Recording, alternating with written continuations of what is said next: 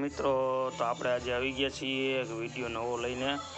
આ વિડીયો બીજા મારા વિડીયો શેર ન કરો તો કાંઈ નહીં, પણ આ વિડીયો જરૂર ને જરૂર શેર કરજો અને એટલો શેર કરો કે ખજૂરભાઈ સુધી પહોંચી શકે અને આ એક ગરીબ વ્યક્તિ છે જે માજી છે એને મદદ મળી શકે। જો આપણે જોઈએ છીએ એની પરિસ્થિતિ તમે જોઈ શકો છો કે એ સાવ નબળી પરિસ્થિતિ છે એની, અને આવા મકાનમાં રહે છે। તમે જોઈ શકો છો જો આવા મકાનમાં રહે છે, એ નરિયાવાળા મકાન છે અને કોઈ પણ જાતની આમાં સુવિધા છે નહીં મિત્રો। તો આપણે તમને બતાવીશું હમણાં,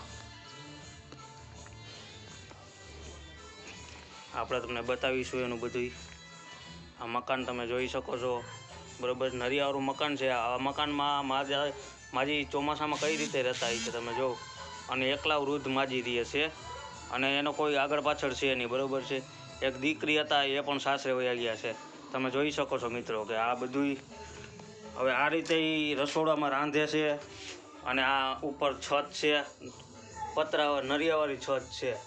હવે જરૂર આ વિડીયોને તમે ખજૂરભાઈ સુધી પહોંચાડો જેથી કરીને માજીનું એક ઘર બની શકે અને મિત્રો એને મદદ મળી શકે। તમે જોઈ શકો છો એની પરિસ્થિતિ, જો આ રીતે માજી રહે છે રસોડામાં, આ એની સામગ્રી છે બધી અને એકલા જ છે।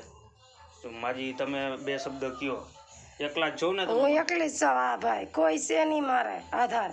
દીકરી એક હતી હારે વહી ગઈ છે, હું એકલી છું। મારો દીકરો નથી ને મારો ધણી નથી। માજી તમે કામ શું કરો છો? ખેતી કામ, મજૂરીએ જાવ છો? મજૂરીએ જાય છે। હા, મજૂરી થાય છે તમારાથી? મજૂરી થાય ના થાય મારું મન સમજે કેને કહું, તો કામ ના કરું ખાય હું? તમારી રોજી રોટી માટે તમે મજૂરીએ જાવ છો બરોબર?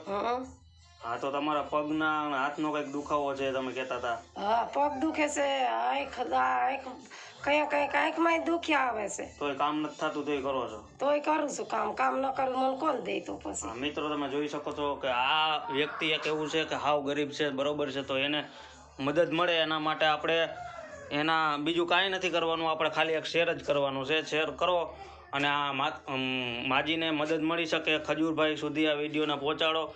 આ માજીનું નામ છે નાથીબેન, ગામ છે મોટી પાનેલી, ભરડિયા વિસ્તાર, તાલુકો ઉપલેટા, જિલ્લો રાજકોટ બરાબર છે।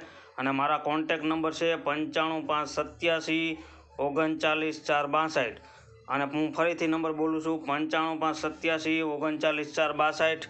હવે આવા માણસોને આપણે ખરેખર મદદ કરવી જ જોઈએ, અને જો આપણો એક શેર કરવાથી જો એને મદદ મળી શકતી હોય તો મિત્રો આપણે શેર કરવામાં કાંઈ પણ વાંધો નથી। અને તમે જોઈ શકો છો કે એ રાશન કઈ રીતે લઈ આવતા હશે, કઈ રીતે રહેતા હશે બરાબર છે। એકલા જ છે માજી અને પોતાનું ગુજરાન ચલાવવા માટે ખેતી થતી નથી, ખેતમજૂરી છતાં પણ કાયમી ઉઠીને ખેતી